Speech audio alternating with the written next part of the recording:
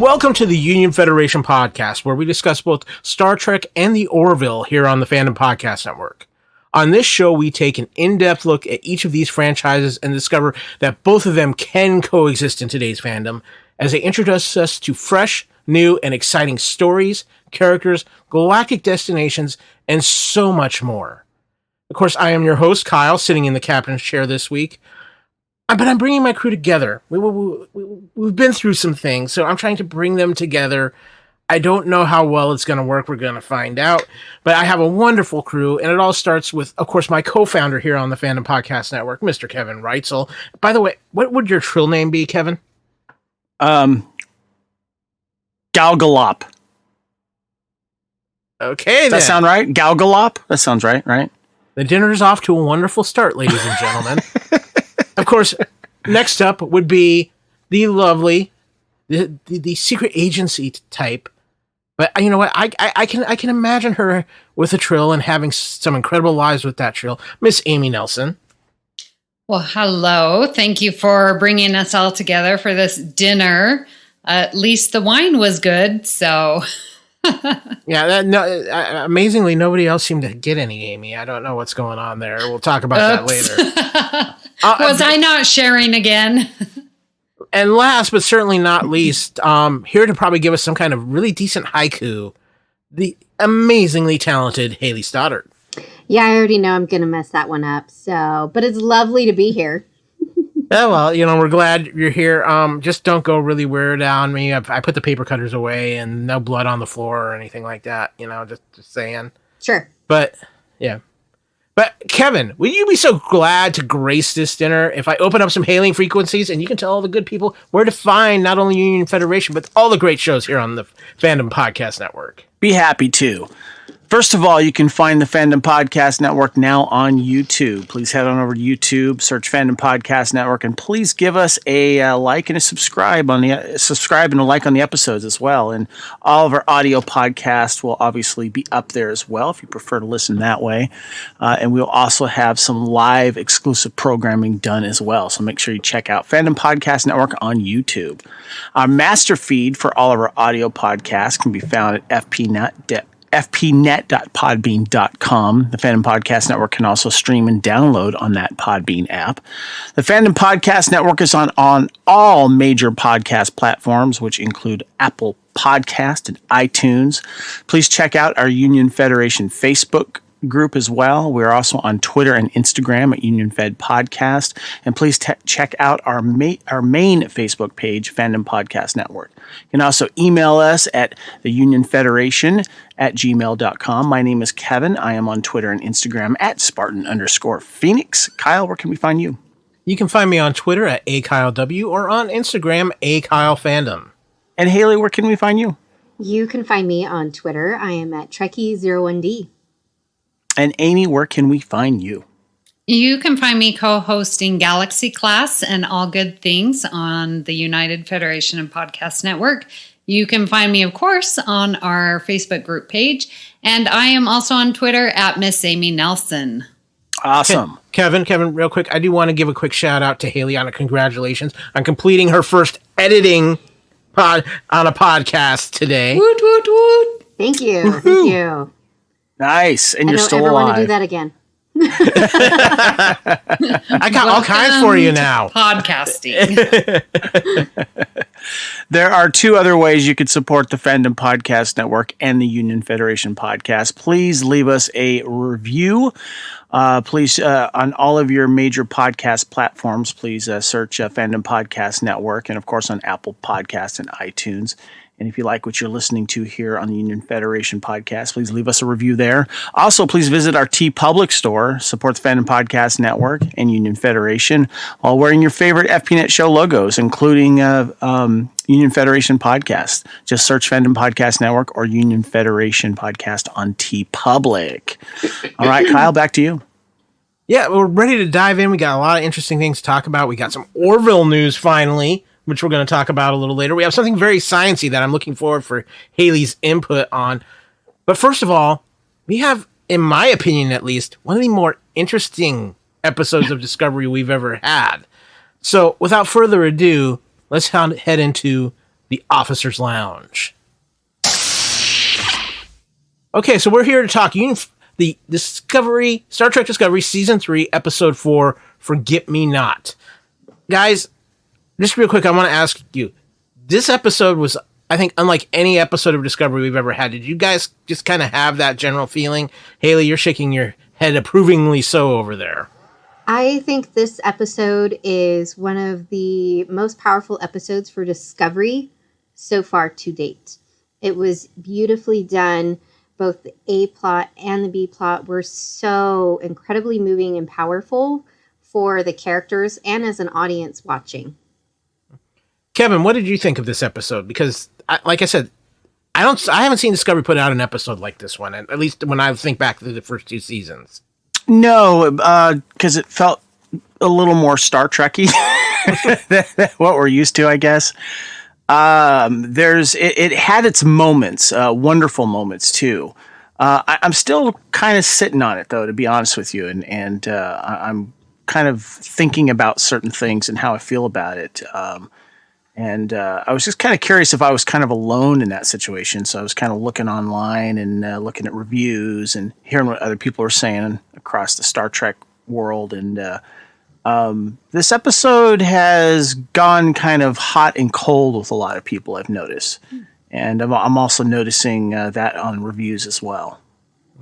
Yeah, it's going to be interesting. I think this conversation we're going to have about this episode tonight might clear up some things for some people out there, or at least I hope so. Amy, what were your thoughts? You know, it was interesting as I look back on some of my favorite episodes of Next Generation, like the Drumhead, the Inner Light. Those are stories of personal growth. You're not getting the space battles and the ships and the intrigue and the sabotage, or we're focused on the characters and we're focused on the message that it's sending out. And I think this episode sets it apart for that reason and makes it an outstanding episode. Yeah. Well, with that, let's dive right into the episode. Hayley, would you care to start us off with kind of the teaser part of this episode? Of course. USS Discovery floats in space as drones repair the ship. Dr. Hugh Culber conducts examinations of the crew who are still processing the leap forward in time. He finds them physically well, but psychologically stressed. In a voiceover log entry, he notes that the ship's goal of searching out the remaining Federation members has provided motivation for some crew members while leaving others detached. He offers to talk to Kayla Detmer, who is taking it harder than many on the ship, but she declines. Adira undergoes medical scans and attempts to retrieve her memories from Tal symbiote. Culber and Dr. Tracy Pollard find that the symbiont is wrapped around Adira's heart, which she says is to protect her.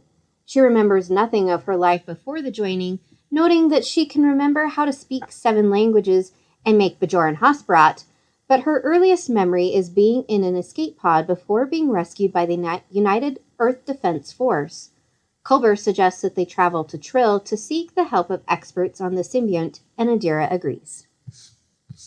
A lot happens right out of the gate in this episode, with Culber kind of going around doing the medical examinations of the crew and really getting an early dive into Adira and what's going on with her. I know you were kind of intrigued by Adira from last week's episode, Amy. Yeah, and I like that she understands enough about the symbiont that it's like, no, it's wrapped around my heart to protect me. So she has this they have this innate sense of already what the symbiont is doing with these, again, knowing how to make Bajoran Hasperat. Like, why would they know how to do that? But so I feel that they're getting inklings, but it's just not happening. And it's sort of like with us getting to know Adira. I loved it. Hayley, I know that you were very excited about certain aspects of this week's episode. The opening of seeing Culber talk to everybody. And I really like the fact that they spend a little extra time with Detmer, who we've obviously seen things affecting her since the first episode of the season. Definitely. I really enjoyed that aspect, opening up with medical officer's log. And I thought that was really kind of set the tone for this episode, that it was going to very much, not so much center around Dr. Culber, but he was going to be a very central part of what was going on all throughout. And I was really excited about that. There definitely was a lot going on, and it opens so much that you're just like, okay, I'm ready to see what's going on. But Detmer clearly is struggling, and I've noticed this from episode 2, and she's really, I think, questioning like her decision to go forward in time, and especially after crashing the ship and that impact and not wanting to talk about it's really interesting. I can talk more about it later. Yep. Kevin, what about you? Because, focusing on the medical out of the gate, kind of getting some old DS9 and Next Generation references with the Trill. It kind of felt a little old school Star Trek, Next Generation wave, DS9 time from there. Yeah, the Trill, as much as they have touched on it in Next Gen and DS9, still there's a lot of mystery around them. And I'm glad that they touched on that in this episode. But regarding this opening here, my eyes and attention were all to Detmer because of the seeds that were laid in the last 2 episodes of her not looking like she wanted to be there, or something was disturbed. She was disturbed by something, and so, and this is the type of thing that I was kind of looking forward to, because I wanted to learn more about the other crew members instead of just Michael Burnham, and the curiosity going into this episode about Adira being human and having a Trill inside them is definitely fascinating. Yeah, I felt so too. Let's move on into Act 1. I will take this if you guys don't mind. Using the spore drive, Discovery jumps to Trill as they open a channel to the planet and receive a holographic reply from Commissioner Voss, who says the Trill population was decimated by the burn and is excited to encounter a returning symbiote. Captain Saru says he will send the host and a medical officer to the planet, though he does not mention Adira is human, not Trill. In engineering, Saru approaches Paul Stamets to discuss his health and, more broadly, the risk posed by having a single person capable of operating the spore drive, especially with the air's dilithium scarcity. Stamets is defensive, noting he researched the matter for more than a decade before the discovery of the tardigrade aboard the USS Glenn allowed him to make controlled jumps. Saru notes there has been over 900 years of technological developments since then, and the alternatives are necessary in the event Stamets should ever again be incapacitated. Ensign Sylvia Tilly says she has been developing a new interface for the spore drive utilizing dark matter, but Stamets is immediately dismissive and tells her not to waste his time.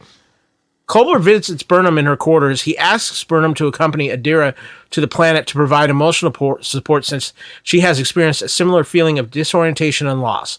Culber describes post-traumatic growth, a means by which people can grow and evolve after a difficult life event, like nearly dying or being isolated.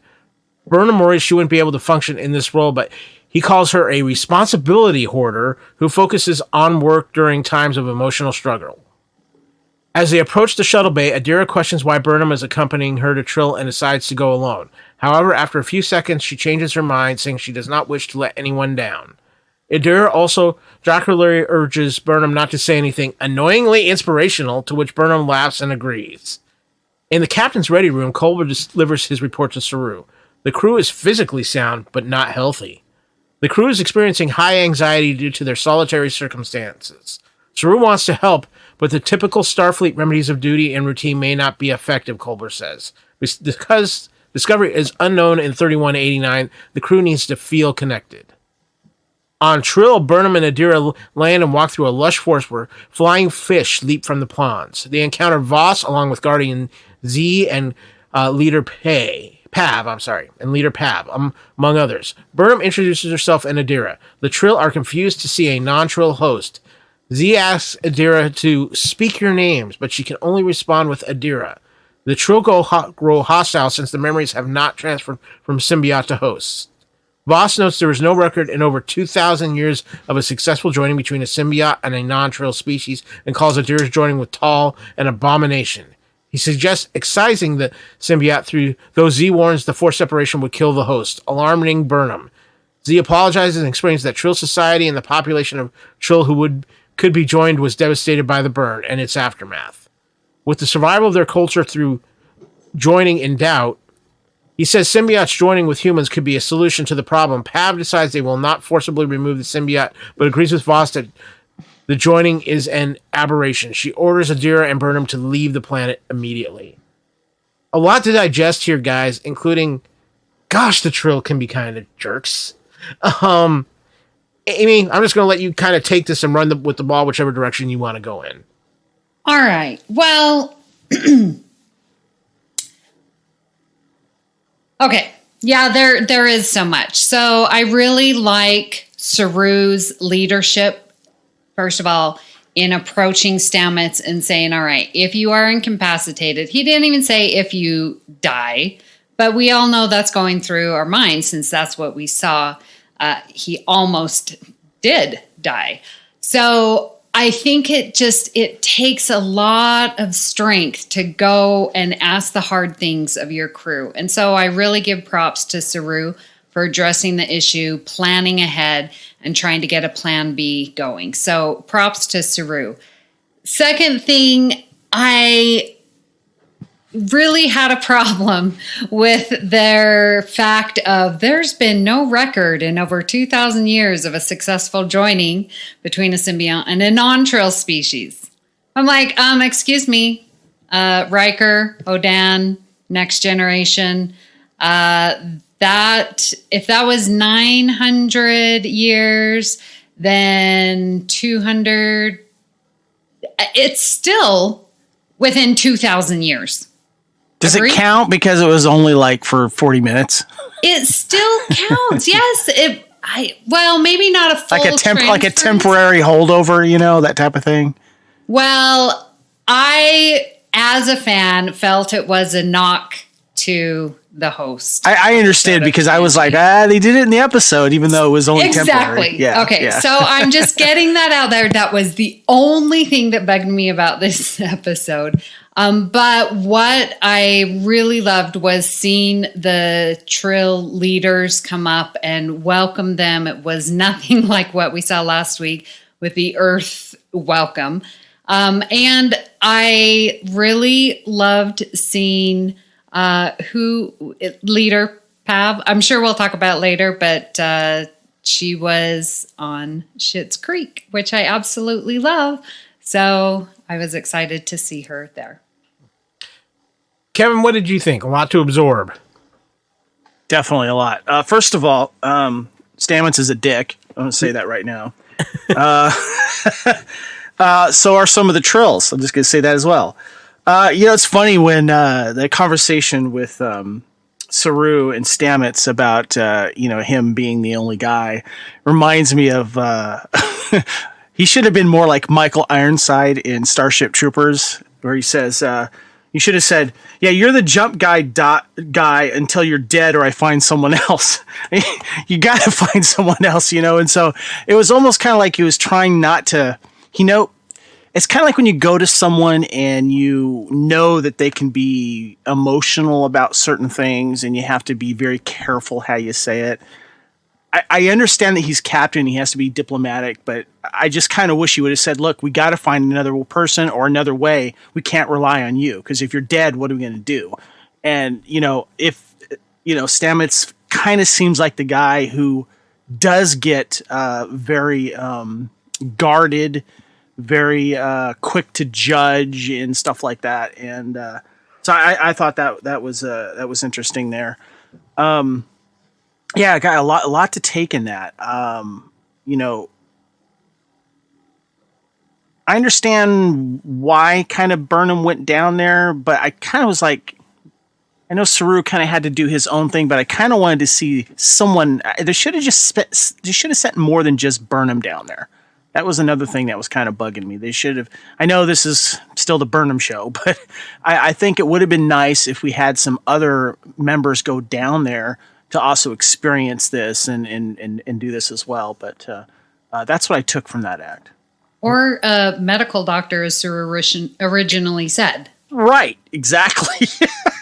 Yeah.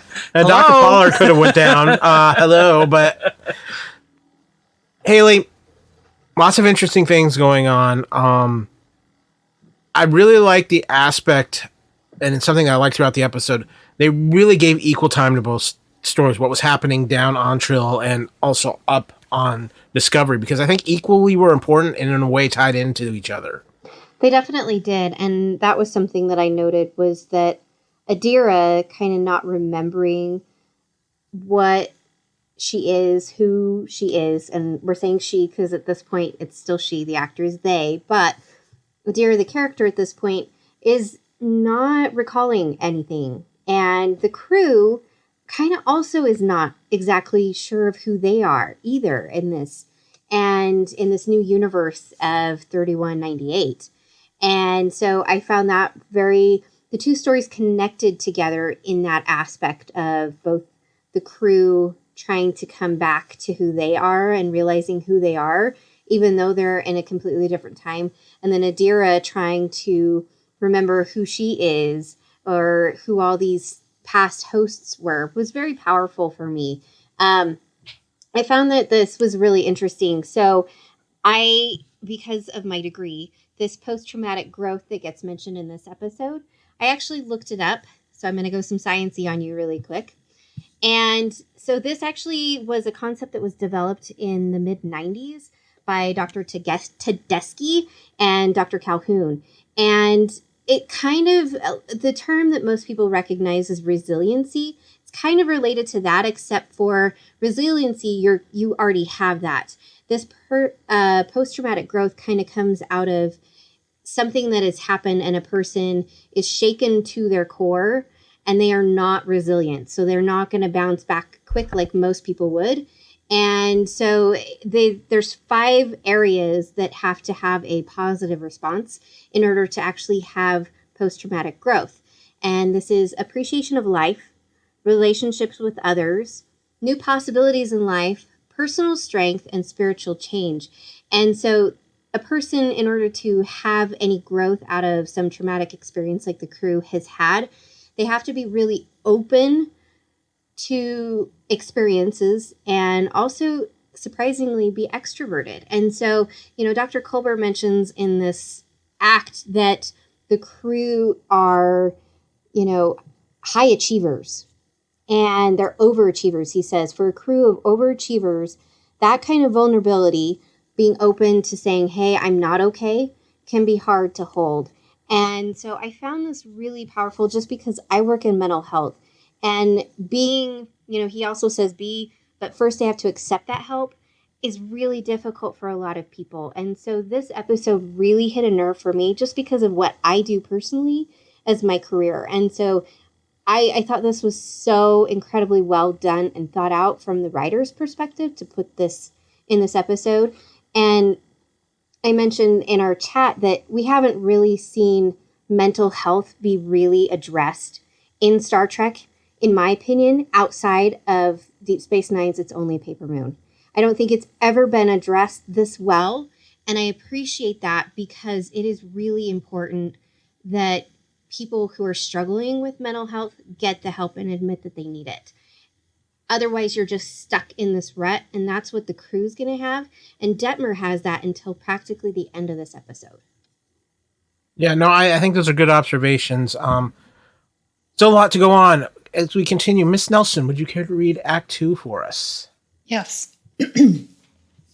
As Burnham and Adira walk away from the meeting towards the shuttle, they are accosted by Voss and 2 men with bladed weapons. They prepare to kill Adira to recover the symbiont, but Burnham pulls out a phaser and stuns the 2 guards.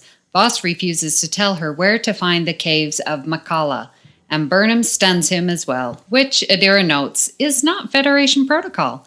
Z approaches and offers them to show the caves. On Discovery, Saru consults the computer as to how to heal his crew. The computer's voice changes and it chuckles. It recommends silent film comedies by Charlie Chaplin and Buster Keaton. Saru, perplexed, orders it to perform a level 10 diagnostic, but the computer replies that it is fully operational. The computer also suggests giving the crew a night off or inviting them to a meal. On Trill, Z leads Burnham and Adira to the sacred pools in the caves of Makala. He notes that as the symbiont's ancestral home, it is most likely place for it to communicate with Adira, who says the caves feel safe. Adira asks Burnham to say something inspirational before she enters the pools. Michael tells her to get in before someone shoots us. Saru hosts a dinner party in his ready room. He announces he has given the rest of the crew the evening off and that the dinner for the bridge crew is to be a ritual to take the measure of loved ones and what we've all accomplished together. He reminds the crew of the small prayer they said before they leapt to the future. I thought Philippa Giorgio playfully notes she did not cast a vote. They toast one another again, saying aye. Burnham asks if Adira may have been joined against her will. Z says symbionts cannot survive an unwilling host and that Adira must face whatever the issue is. Adira, dressed in a traditional white gown, walks into the pool. Z uses a Minta orb to track Adira's isoboramine levels. So long as they remain steady, Adira will be safe. Burnham reminds Adira that Senetal's message is vital. For a few moments, Adira floats on her back, and as sparks dance across the water surface, her eyes flash fully white. Adira is now in communion with the symbiont. At Saru's dinner party, the crew eats quietly. Culber inquires about tension between Stamets and Tilly, but Stamets deflects the inquiry. Saru tells a story of his life on Kaminar, and the crew pivots to playing a game where they try to speak in haiku. Detmer refuses to participate at first, before starting to form a haiku about Stamets' blood. She refuses to stop as Stamets protests, and the rest watch awkwardly. He cites his rapid return to duty after being injured, but Detmer argues that all of their jobs are important. Tilly enters the fray and tells them to be united as a crew. Stamets and Culber walk out, followed by Detmer, then the rest. Giorgio compliments the wine before leaving, too.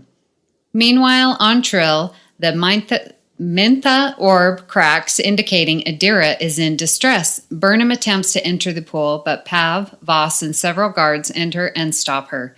Adira begins to hyperventilate and twitch in the pool before disappearing beneath the milky liquid. Pav reluctantly agrees to let Burnham enter. The Trill deploy neural stabilizers to allow her to commune with Adira for a short time. Again, a lot of interesting things, some fun things, and some disturbing things that all happen within this act. One of the little things I loved was the tie into a certain episode of Short Treks with the computer, because if you recognize the voice, got our first preview of the computer from Calypso, and I was very excited about this. I love what's happening on Trill. I love what's happening on Discovery, because I think they're both very interesting journeys, and they've got them set up happening in different ways, which I thought was fairly entertaining, and even if a little bit tropesy at times with some classic sci-fi tropes, still worked very well. Kevin, what did you think of this act? The dinner scene that Saru brought everyone to was probably my favorite moment in Star Trek Discovery that I can remember, to be honest with you. You get to see the whole crew there, with the exception, of course, of Burnham and Adira. But you get to see a little bit about what's happening, and you know stuff's wrong with right from the beginning. So you're wondering how this is going to go, especially the way Detmer's eating. I got a giggle though that Linus was eating some grubs. I thought that was kind of cool. But when the haiku thing started, and all of a sudden Detmer starts to snap in frustration and target Stamets in this way. I think this is one of those moments where I think the character of Stamets needed to be put in his place. As much as burden he puts on his own shoulders, he also stands on a high horse. And that's one of the things that annoys me about his character. But then, I still like the character because he's played so well. But I think that, like him, as much as you're holding on your own shoulders and struggling with it, it's best not to try to take other people down while you're doing it. And I've had in my personal life, I call them emotional vampires. I distance myself from them. And that scene hit me because I've been in this situation on both sides of that table. And it was interesting to see the way that thing came about. And I thought that was a fantastic scene, very well written. How it starts off kind of funny and then it just goes south quickly for many, many reasons, and touches on everything that you were talking about, Hayley, about how everyone is stressed out and everyone's dealing with it in their own ways and not necessarily the best ways. But I thought that was a fantastic moment. And it still sits with me.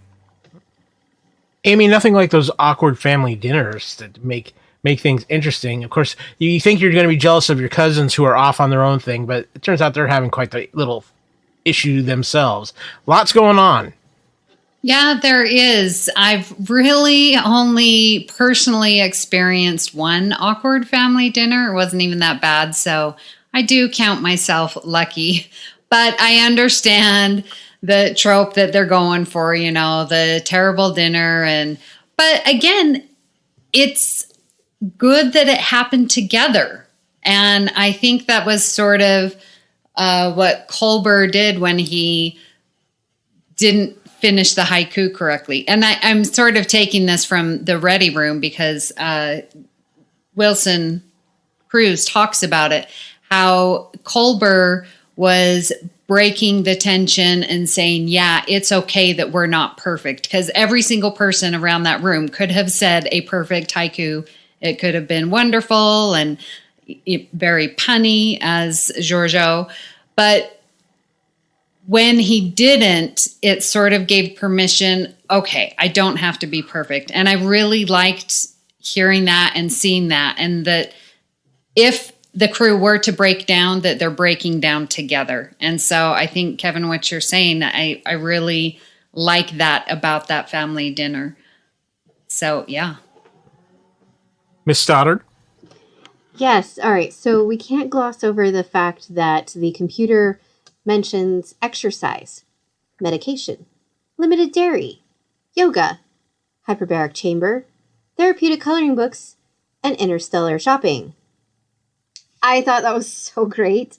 But then the computer comes back and it says, your crew requires what they used to call R&R, which is a callback to TOS, because they talk about R&R in TOS. And I like that, we kind of get this throw to what's going to happen in Calypso, which is still way, way off. Somehow we get there, right? But I felt this dinner, I thought it was really well done and really important for the characters to kind of, the bridge crew to come together and have that breakdown together. Because despite what we see, Detmer being pissed off at Stamets, which was kind of interesting. I think she's upset with herself and took it out on him instead. Despite all of the tension in that room that you could feel, they all knew it was a safe space at the same time, and that it was okay to break down in front of each other.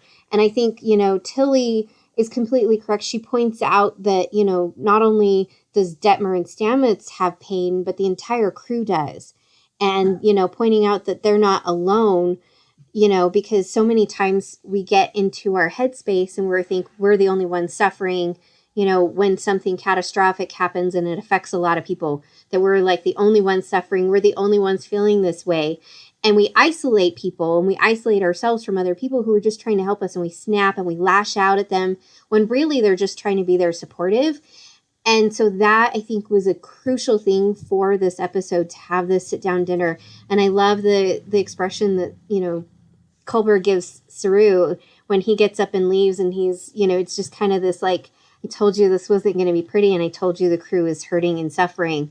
But at the same time, it was almost kind of like, this is what needed to happen. We needed to push some of these people over the ledge to kind of say, okay, and admit to themselves, I'm not okay, especially Detmer.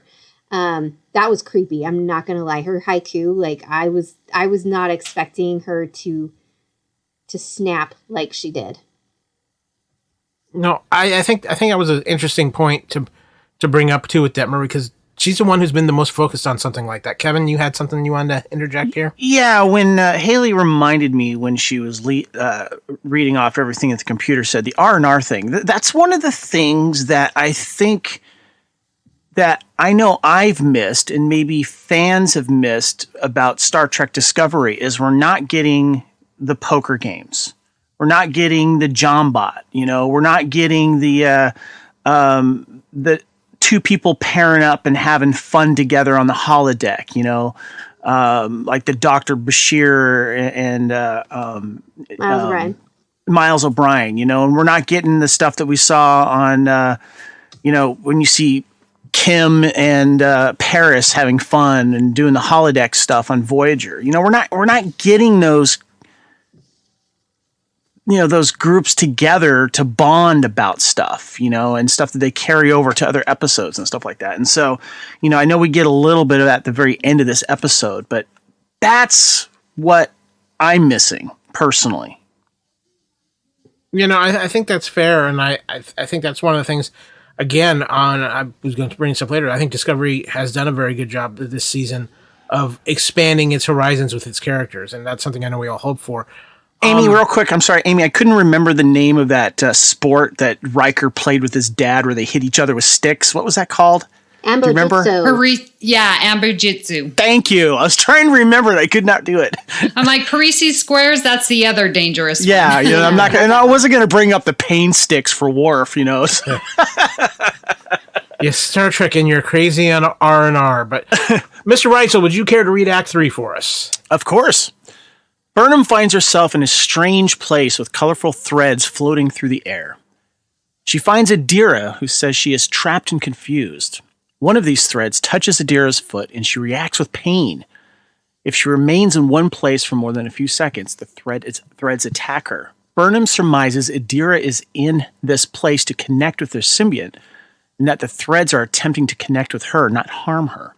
The threads are connected to its memories. Adira allows multiple threads to connect with her fingertips. Suddenly, she accesses a memory of herself in a medical bay standing over her lover, Gray, a Trill about to receive the symbiont. In the memory, they hold hands as Adira wonders whether Gray will be the same after joining. In the thread space, Adira tells Burnham that she and Gray were both orphans aboard a Generation ship searching for Federation headquarters. Stressed, Adira tries to walk away, but Burnham tells her she cannot leave until she accesses the full memory. In her memory, Adira sees Gray now joined with the Tal symbiont playing cello in their quarters. She tells Gray that he promised he would be the same after the joining, but that his newly gained skills made him kind of perfect. Gray jokes that he already was perfect, but insists that he is still the same himself, just more so. However, Adira questions what is truly Gray and what becomes from the prior hosts. She marvels that he is able to navigate the joining so well, and he assures her the joining is based on trust between symbiont and the host, just as he trusts Adira. She presents him with a handmade art gift, but as Gray opens a box, Adira pulls out of the memory, telling Burnham to back off. She accuses Burnham of being interested only in the message from Senna Tal. But Burnham says her interest is in securing the future for everyone, and that Adira will never move forward without facing whatever painful memory she is suppressing. Guys, I absolutely love this whole sequence. I love the look of it. I loved how they portrayed the joining of the memories. But I think what I loved more about this, and it goes into Act 4 a little bit too, we answer the questions about Adira without it becoming a long, drawn-out thing. And it makes the character that much more interesting. We have the whole Gray aspect. And talk about taking a relationship and making it interesting almost right out of the gate. Instead of like, oh, this just kind of happened. No, they put some real emotion and some heart into this.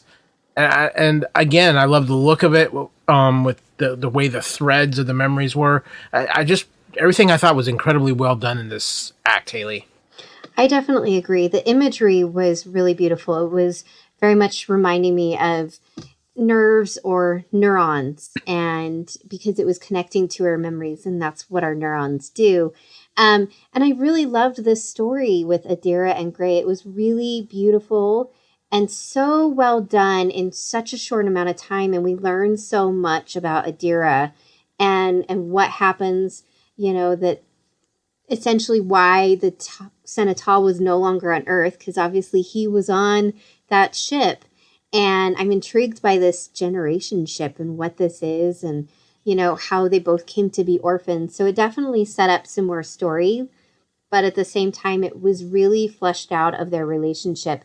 And I felt it so interesting that I think to a degree, Adira knew what she was suppressing, because she didn't want to face looking at those again and remembering the loss of Gray and going through all of that. So I almost wonder, calling back to the beginning of the episode where Adira says that, only her name and doesn't know any of the other hosts' names or anything like that and doesn't remember anything. And I really do think it was a form of traumatic suppression on her own part, because the brain will do that to protect itself and won't be able to recall things, even though it seems like you should, because the brain is protecting itself from those memories. But it was so well done and it really beautiful. Yeah, no, it was very well done.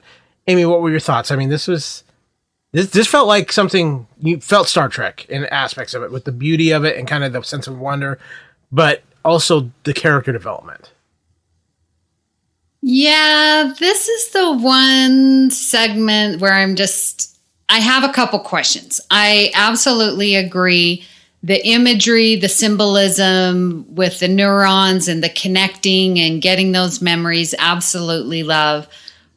I did enjoy learning about their relationship. I really like the idea of this generation ship searching for the Federation. Like, that gives me hope. That's really cool. I didn't like, and just sort of sad, I guess, from the burn or whatever, that they both were orphans. And that was a little sad and made my heart ache for the both of them, and was glad that they had found each other. Here's just my concern. Adira is 16. I don't know how old Gray is.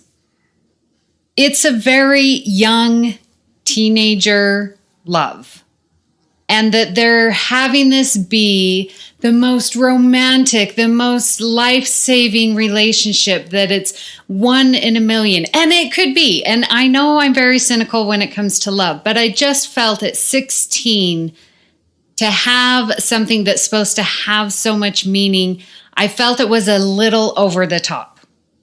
And I'll just leave it there. And as I'm speaking, I'm like, great stories were written about young teenagers' love. Romeo and Juliet. I get it. So yes, I understand. It just annoyed me a little bit that she's 16. So I will just leave it at that. Then my one other thing was that Burnham instantly comes down, looks around, pinches Adira, and then has the answer to the entire Trill pond of, oh, this is what you need to do, Adira. It felt so quick. And if Burnham has no experience with Trill or Trill pools or neurons or symbionts or anything that's going on, she's definitely came to that conclusion really fast. But with that said, I do agree with everything else you said. It's beautiful. Okay, so a couple of things just to counterpoint you a little bit, Amy. Hey. Gray did have the Trill inside of her at some point in that relationship, so maybe because of that, it affected her emotion. More mature emotions come from that. So as far as Adira goes, that's a little different, but maybe because you had one side who could exhibit more mature emotions. I'm just saying there.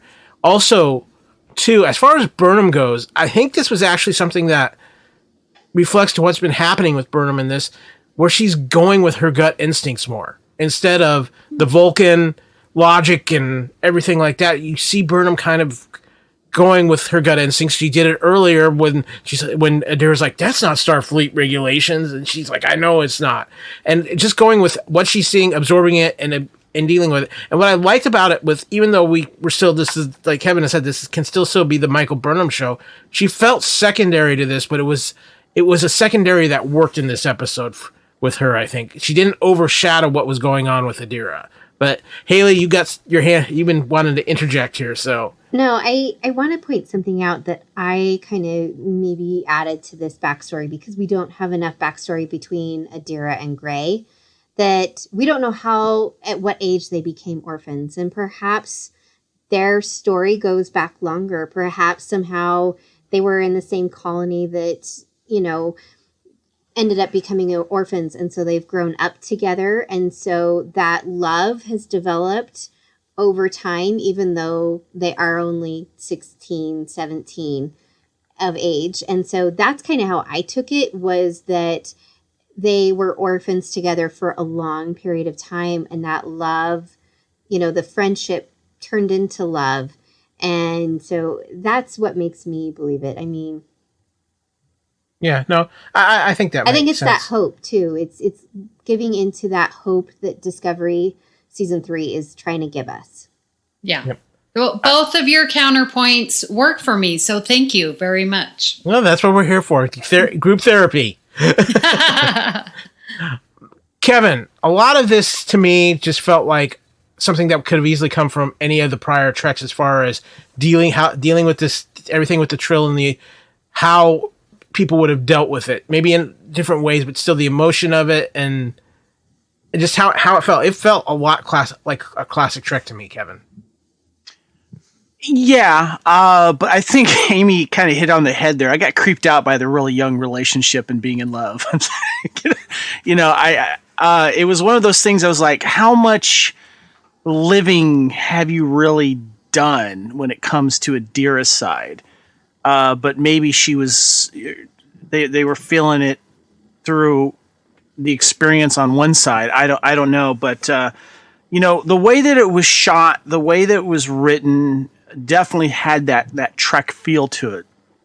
And it brought up some questions, about the generation ship and such. But I don't know. It was just something quite about it that didn't quite sit with me. And I don't know if it's what, Amy brought up or what.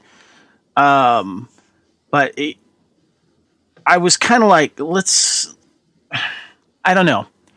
I don't know if that much of the backstory had to be told, but I think that you had to dive into that literally to kind of show where Adira was coming from and what she didn't remember.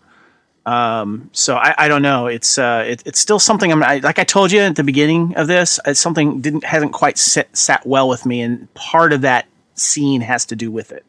Well, I think if you look at it, though, Adira had to process and get past that traumatic experience because, as Dr. Kolber says, post-traumatic growth in the beginning of this episode. I get that. So I think, that's why they kind of lingered on that. And also because this is our first introduction to the character of Gray.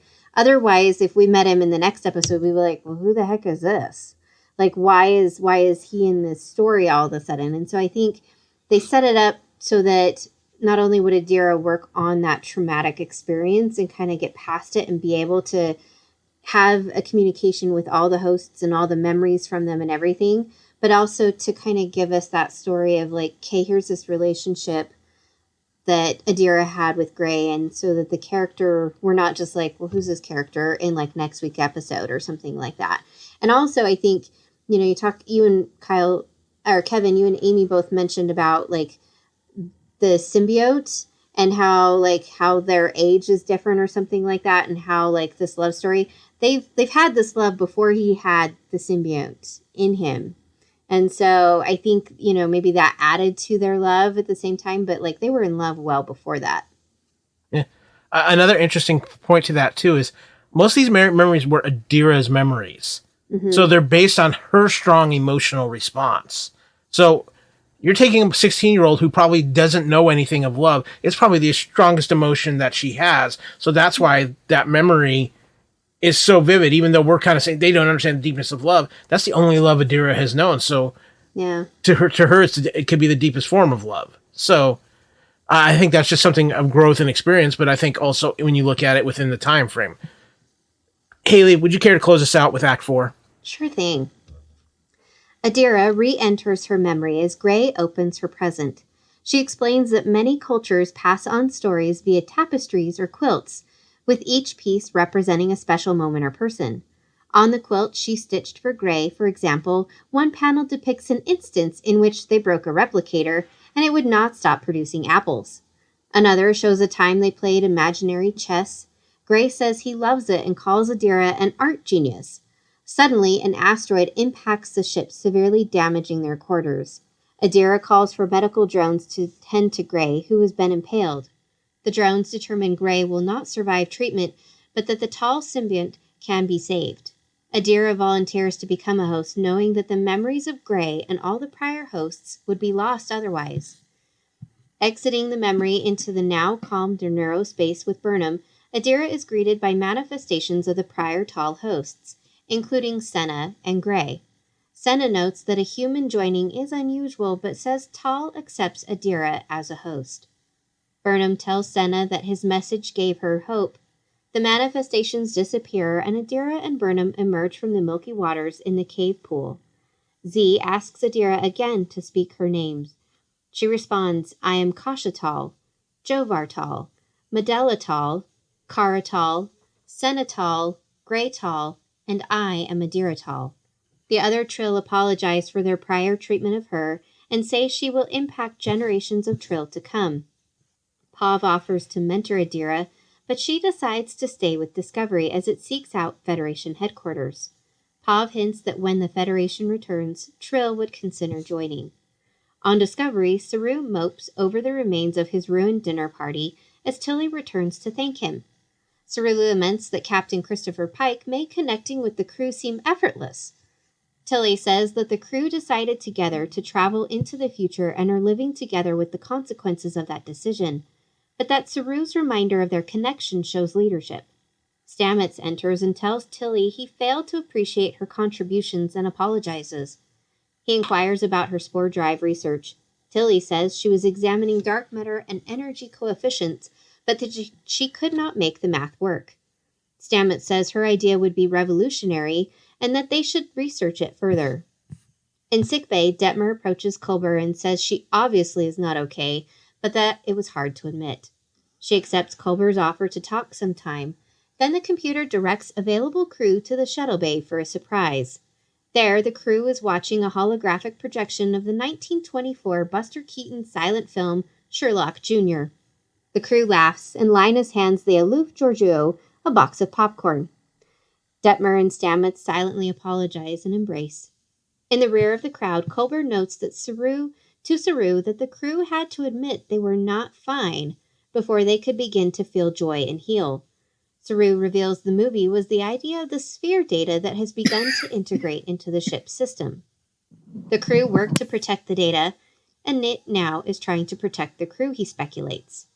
In her quarters, Adira tells Burnham that Senna knew the necessary algorithm to find Federation headquarters, handing Burnham a pad with the coordinates already entered. Adira pulls out a cello and plays a lullaby that she says was sung by Senatal's parents when he was a child. Her past host's memories are slowly returning. Burnham leaves, and a manifestation of Gray jokingly tells Adira that her bowing could use some work. He notes Adira did not tell Burnham that she can still see Gray. They both admit they do not know why or how she can still see him, and he helps her practice her bowing as Discovery flies away. So overall, I think a very interesting episode of Discovery. I think one of the more emotional episodes of Discovery, and one that I really appreciated because we really got to start seeing some inner workings of the crew as a whole, which is something that I know we've been very much questioning. But one of the things that came out of this that I really liked, I loved Saru's reasoning of why the computer was the way it was, with the spear now trying to protect them. I really like that, and I hope they expand on that idea throughout the season. Obviously now we have the path to a Starfleet, to Federation headquarters. I like the developments that happened with everybody after the dinner, kind of with Stamets and Tilly going to Saru and talking to him, and then Saru doing the Buster Keaton thing and seeing how it kind of re-energized the crew and at least gave them a chance to laugh and maybe take off a little bit of that stress. And again, everything with Adira, with the Trill and the acceptance. And I kind of felt like good for her when she said, no, I'm not staying here to be with you two. My destiny relies on Discovery. So I like that little moment, but I think overall this was a very solid episode of Discovery that really kind of humanized us to a lot of the characters we hadn't had a chance to yet. Amy, what was your final feeling after this final act of this week's Discovery? Going off of what you said with what Saru thinks about the sphere data and the ship. And I just want to point out it was perfectly bookended with the two stories. You have your story A with Adira, and it starts off, and we learn at the beginning of the episode, Adira decides in that crucial moment at Gray's death to take on and protect Tal. And then we have Tal, the symbiont, protecting Adira's heart. And we get to see that in the story part B with, again, Discovery is protecting the sphere data. And now the sphere data that's integrated in with the ship is now protecting our crew. I just think as a story element, with the two stories coming together over this protection and security, I absolutely love. And one other point I want to make is with Z on Trill. It takes one person to say this isn't right, to say this is not the moral thing to do. I can see that our future is going to benefit if we allow Adira to go into the caves and to the Trill pools. I'm so impressed, and his example is one that I look for and that I appreciate and celebrate in Star Trek, that it really does just take one person to do what's right, to stand up even against leadership, even against the odds. So I think overall this episode, written very well, just so amazing. We get the character development that we've been dying for. We're learning more about the crew and their interactions with each other. We're bringing on new crew. We're still progressing the story and getting closer to finding the Federation now that we have Senetal. It's just, the pacing is wonderful. I'm very much enjoying this season of Discovery. Mr. Wright, so what are your thoughts on this episode as a whole, and that final act and things that came up? Amy said it really, really well. I agree with a lot of what she said. I did want to say, just from a personal aspect, the whole thing, the apology that Stamets gives Tilly, I think should have also been given to Detmer. At least maybe in a scene together, because I don't know if I've ever had an apology where no words had to be said and it just ended in a smile and a hug. I mean, there's a lot of stuff that was said there that just, I know writing purposes and maybe time-wise are they're all having fun, sort of. Let them make eye contact and hug it out. No. No. I would have liked to have seen one moment with Stamets and Detmer. I think that would have been a big payoff for me personally. But obviously there's the A crew and then there's the B crew when it comes to probably who gets paid more on the show. You got to give the scenes to the A crew, and that's why Tilly gets that from Stamets, and Detmer is kind of still a secondary character, but. Overall, I thought it was, as Amy mentioned, it was nice to see these A plot and B plot come together. The way that Adira the whole thing with Adira was nice. It was touching, and seeing, all of the past hosts and stuff like that. I made me kind of think about like Deep Space Nine. I would have loved to have seen a lot more of Jadzia's host, and done something a little more kind of interesting like that, where you get to kind of see them and have them act out certain things and stuff. Kevin, if we had a Dax and it was the same one, we'd still be watching the same episode. Tell us your names. Yeah. Yes, exactly. Yeah. But so it made me yearn for like that. It's interesting. So it was a nice aspect to see that in the Trill pools, or whatever it is that you want to call them.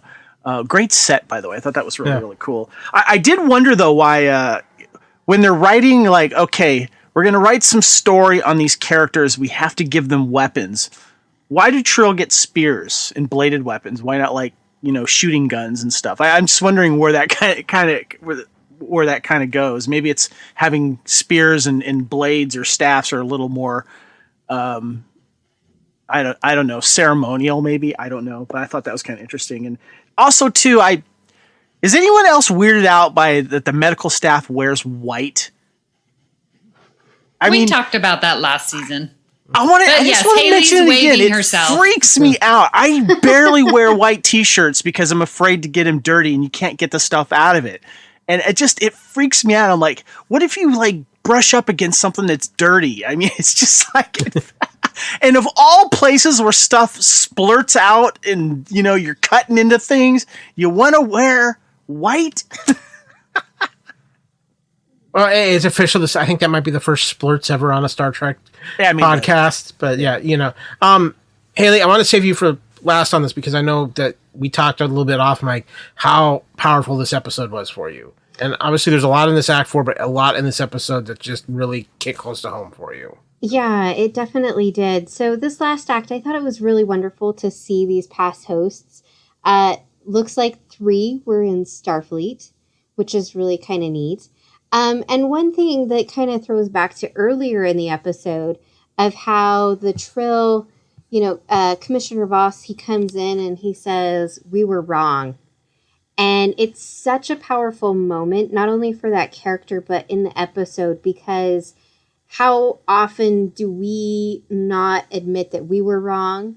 Or we do, but we don't really mean it. And you could tell that he really, really meant that, not just for himself, but everybody else. And I thought that was so powerful because earlier in the episode, they were very stuck in their ideals. And we cannot deviate in any way from what has been the norm in our culture and on our planet. And a Trill can only be a host and no one else can be. And how indicative that is of current situations on Earth today, how people cannot accept and look past their nose. And I thought that was really incredible as a reflection onto our own times, as Star Trek always does for us. But this apology was just incredibly beautiful. And I really loved the crew kind of comes together and is laughing. And Culber's line of, we all had to stop pretending we were fine first in order to get to a place where we can say, I am ready to move forward and have this post-traumatic growth and start processing what we've all collectively gone through, because they've all collectively gone through it and they're experiencing all in different ways, is really powerful and incredible. And, Kevin, you point out that you didn't like this mutual look and hug between Stamets and Detmer. But I think it works simply just because they both snipped at each other for the same reason, and it wasn't because they were mad at each other. They were mad at themselves and this collective that they have, this shared experience that they have, that they're both in charge of the safety of the entire crew and the ship itself. And that's a lot of weight for one person to handle, but we have 2, and I think they have to realize that they share that responsibility together. So I think this mutual, we're not going to say anything, right, at least right now, to each other, but it's okay because we were both snipping each other when we meant to be angry with ourselves.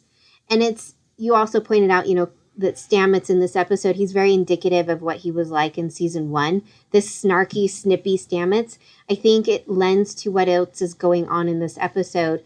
And because the first episode 2, he really wasn't that way. He was the Stamets we kind of see towards the end of season 2 and kind of letting go and not being so tense and tight. But I think in this episode, everything was just coming to a head for everyone. And the stress and the magnitude of their choice. I think Detmer at the dinner table, she very much regretted agreeing to go. I think she felt that she made the wrong choice and that she should have stayed behind and not gone forward in time. And so I think maybe others were probably feeling that same thing. And so this high stress, high tension, it just causes a lot of problems physically and mentally and emotionally for people. We don't handle high stress well. And so we lash out at people unintentionally. And so I think that's why he personally apologized to Tilly for what he said, because they work so closely together. But with Detmer, it was a mutual, we were both kind of wrong and we can move forward because we both share this responsibility together. See, that's my issue, though. Okay. When you know someone very well, an apology can be done with less said. But when you are when something happens between someone you don't know, and you could probably think about someone that happened with a coworker or something, and you don't know them well enough, and you don't know how what you said or did. That's why you go out of your way to say, "Look, I'm sorry," blah blah blah. Because you don't know them that well. Otherwise, they're going to be sitting and stewing over what you said for much longer. So I guess I'm operating off the fact that even though they don't work together on the bridge, because they both drive the ship essentially, that they do know each other well enough. So I guess you're on the opposite end. Do you think because they don't work on the bridge together that they don't know each other well enough? Yeah, they don't know each other as well as he and Tilly does, Yeah. I can understand that. I think that they know each other more than probably we get to see. But again, maybe that's just my headcanon that this crew, because we don't know exactly how many people are left on the ship at this point. We don't know the complement. So I think that's true. I think there's probably more of the holodecks and getting together and whatnot that goes off, and it's not in the script, so it's not seen. But I think it happens. In season 2, we see them all kind of sitting down and laughing in the mess hall and eating together and telling funny jokes and stuff like that. So I think that despite Stamets being down in engineering and Detmer's up on the bridge, I think that they do know each other more than just mere acquaintances, mere coworkers types of thing. And so that's why I think that.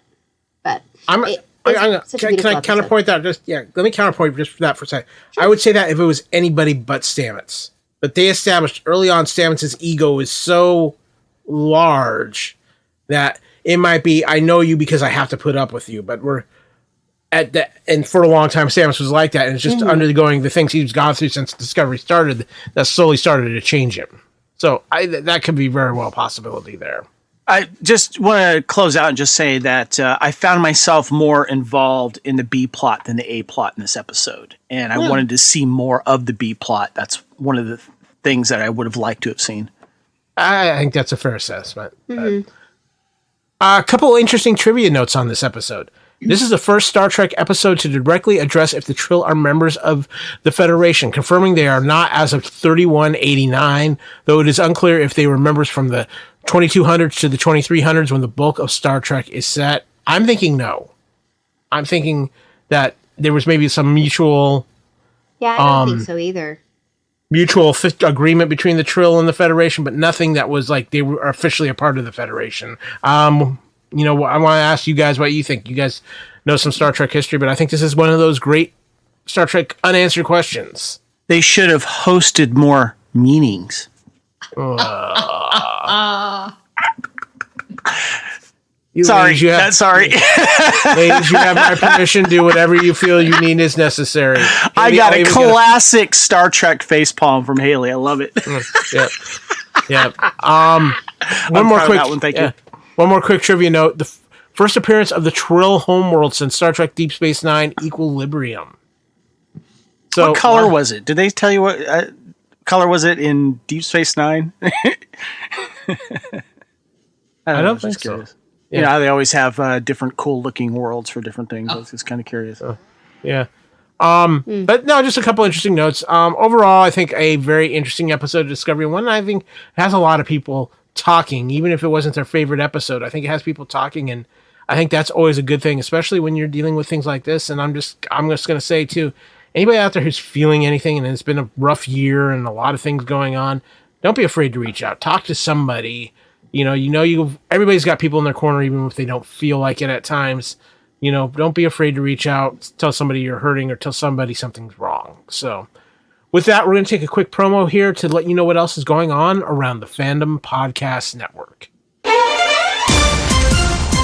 Thank you for listening. We hope you're enjoying this podcast. We like to continue to feed your ears by inviting you to listen to the Fandom Podcast Network and all of the other awesome shows we have to offer. It starts with our flagship show, Culture Clash, our weekly pop culture news podcast. Blood Kings, our Highlander podcast. Couch Potato Theater, our podcast celebrating our favorite movies. Time Warp, the Fandom Flashback podcast discussing a year in movies and our favorite pop culture topics. End Zone, the NFL podcast. Good Evening, an Alfred Hitchcock podcast. Union Federation, our Star Trek and Orville podcast. Hair Metal, the 80s and early 90s rock metal podcast. Type 40, our Doctor Who podcast. Lethal Mullet, a 1980s and 90s action film podcast. What a Piece of Junk, a Star Wars podcast. And our newest show, Making Treks, a new Star Trek podcast with a deep dive into the final frontier with host Mark Newbold and Adam P. O'Brien. You can enjoy all of these great Fandom Podcast Network shows on our master feed at fpnet.podbean.com. Fandom Podcast Network is also on Apple Podcast, iTunes, Stitcher, Google Play, Spotify, and iHeartRadio. You can also find us on Facebook under Fandom Podcast Network. You can also email us at fandompodcastnetwork@gmail.com. You can also find us on Instagram and Twitter under Fandom Podcast Network. Thank you for listening, and remember, respect others and enjoy your fandom.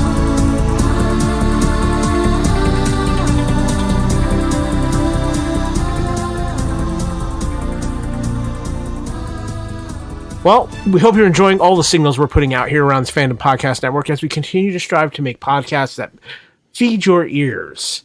But you know what? The communications array has been working overtime, and we've intercepted some very interesting subspace signals. Guys, we've been waiting. The Orville is finally returning to production in December. From TrekMovie.com, the Orville is returning to space. Like other productions, filming on the Orville was put on hold when Hollywood went on lockdown in March. Shooting on the third season had started in October 2019, and they were a bit shy of halfway done at the time of the halt. According to a source with the production, cameras will start rolling again in the first week of December. Prep work for restarting season 3 has already begun, with some people already at work on the Fox lot in Century City, California. Most of the cast and crew are expected to be on set after Thanksgiving weekend for rehearsals and to do some pickup shots.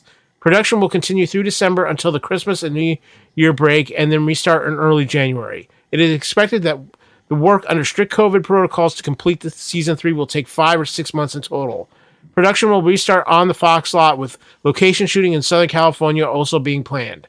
As of now, there isn't a target date for the Orville season 3's debut on Hulu, but the team's hope is to start the season before the end of 2021.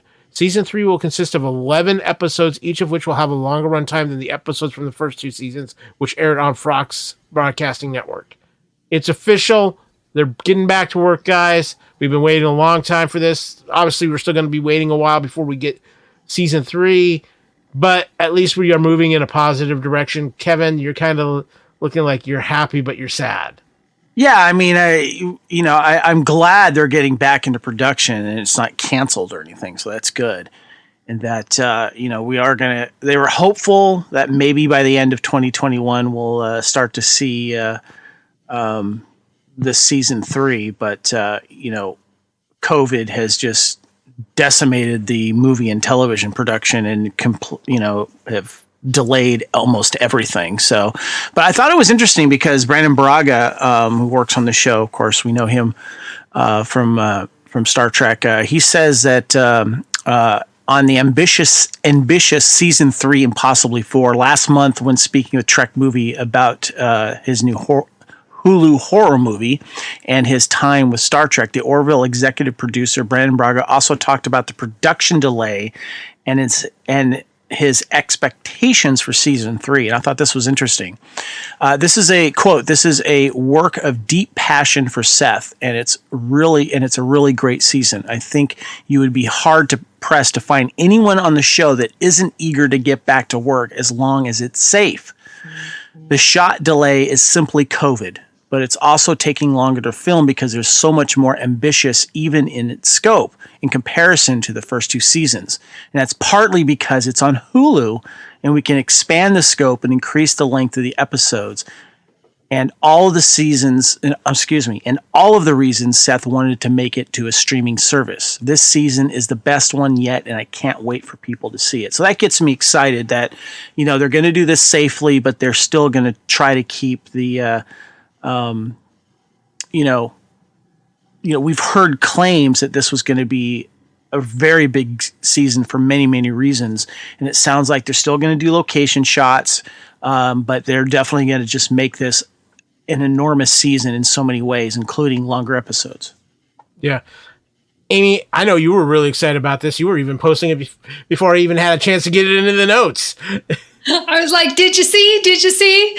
Yeah, since COVID and just haven't heard anything, I was very curious. And I was like, well, they're going to start first week of December. That doesn't make any sense. But knowing that they're come back, pick it up in January, I'm feeling better. I think they can do this. I think there have been a lot of examples in the sport industry and also other filming industries of creating some bubbles and the rapid testing.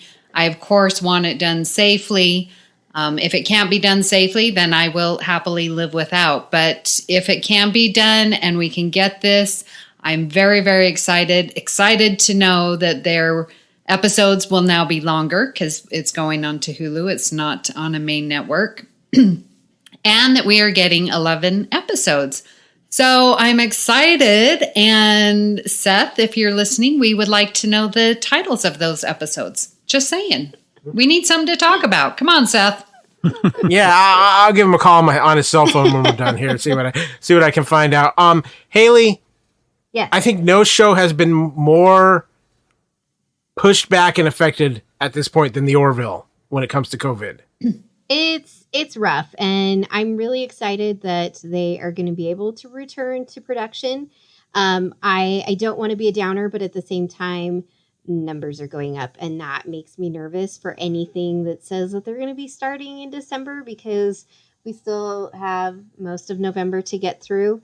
But I'm really excited. It's great that the episodes are going to be longer, and I will patiently wait because I had another show that I had to wait for like a year every single time between a season, and it sucked.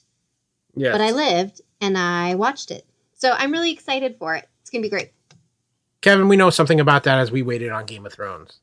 Not just Game of Thrones. I remember Sopranos as well. There was a long delay with like the last season, I think it was. And then also going back to the Battlestar Galactica reboot, too. It was just like over a year for one of those seasons after it came out, too. We are all old enough. If we can survive the summer of the worst cliffhanger in Star Trek history, we can survive this. Exactly. This is true. It might have only been a few months, but that was like the longest few months ever. And Kyle, how long do we have to wait for Farscape to come back and shoot a? That was resurrecting from the dead now. So come on, but trust me, I know I know what it's like to wait for things that I love. We're still waiting on Fox things, but that's never going to happen. But Science Officer Stoddard, yes, front and center, because this is all you. When I saw this article, guys, the Voyager has gone microscopic.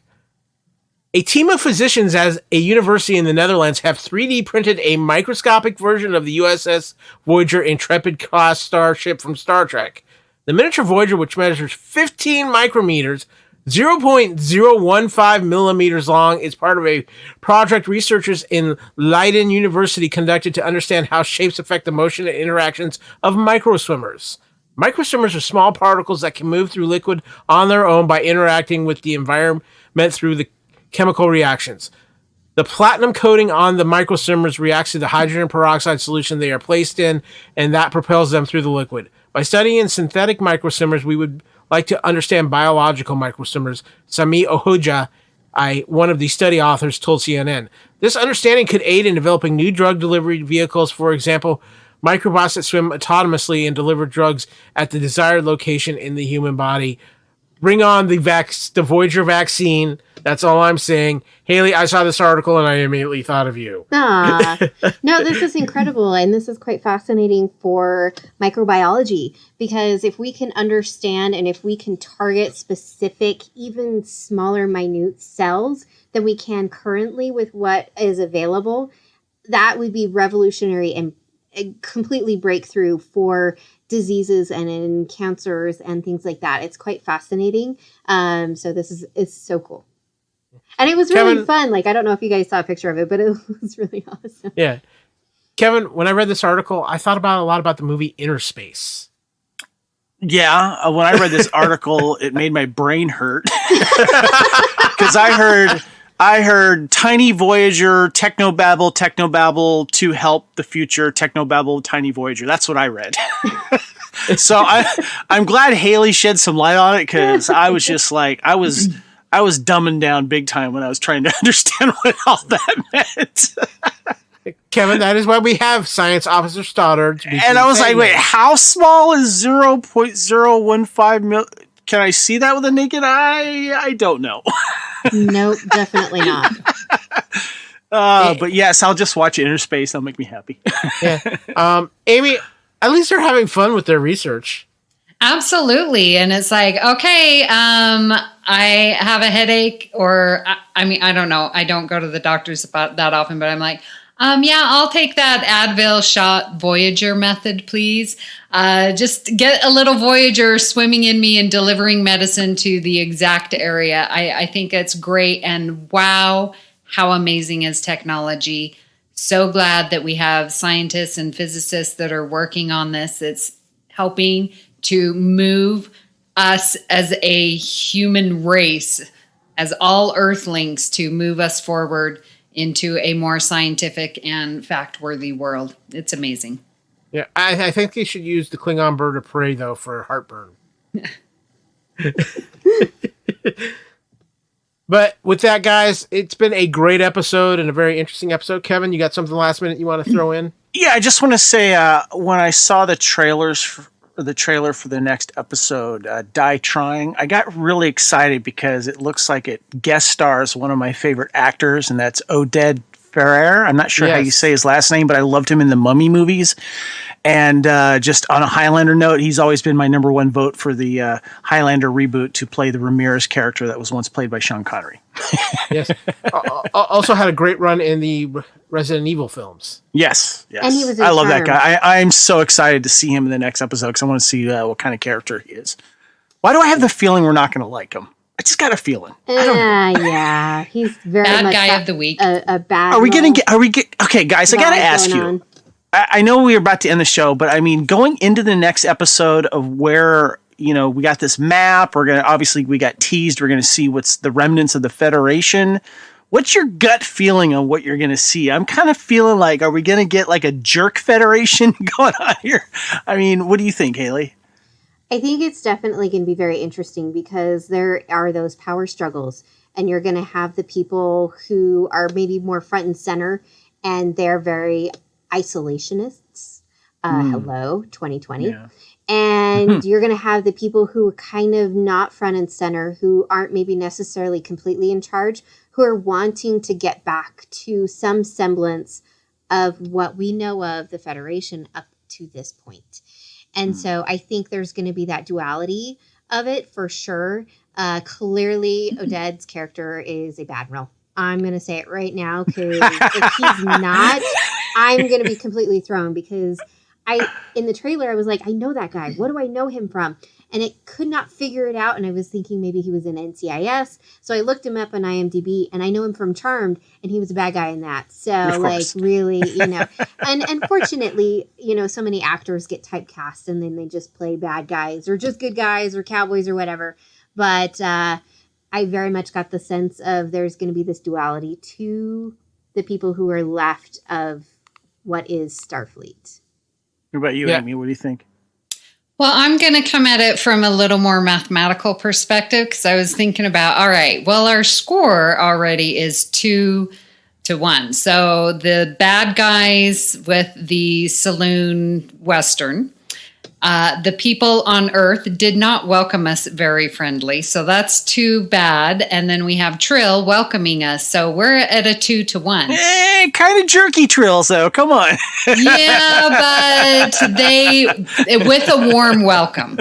Okay. Yeah. And they were organized. So I'm saying if that's sort of the ratio that we're going, I'm seeing a bad come up again.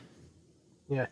I think the issue is going to be, it's going to be a Starfleet that's been down for a while, and here comes Discovery with a spore drive, which could replace dilithium crystals. Yeah, we're going to be friendly and bring you in, and then we're going to rape you for your technology. I think this is where we see the spore drive and its importance and the way things are after the burn really start to take effect. I just, it's going to be interesting to see. I think you're going to have good and evil Federation with a split between it. And it's going to be interesting to see how that plays out when the Discovery crew sees a Federation that no longer follows the ethics that they were trained in. So, Hayley, one last thing before we get out of here. Yes, I know we have been talking for a long time and I've taken up a lot of time, but I have to say a couple of things really quick. The Ready Room, Wilson Cruz and Anthony Rapp were so excited to talk to Will Wheaton. Growing up being TNG fans, and that was so much fun. Cool. And also Will pointing out that the love between Stamets and Culber, he says, is one of the greatest Star Trek love stories ever. And I could not agree more. I think it is so beautiful and whatnot. But also, because of this episode, I tweeted Wilson Cruz and thanked him for his role, even though I also went and I thanked the writers for writing this episode because of the experiences with mental health. And so I thought this was fantastic. And I loved that he responded and he said that given the script that he was given, he actually did his own research into things of what he was going to be talking about. And I loved that I love when actors say, okay, yeah, I have these lines and I play this part, but I'm going to do a little bit more and I'm going to dig on my own time so that I understand what these writers have given me. And I think that really came across in this episode, that he really understood what he was talking about and why it was so important that he was addressing mental health, especially in the year 2020 with everything that's gone on and everything that everybody is going through. Even if you haven't been personally affected by COVID or anything else, everybody is feeling super stressed and anxious.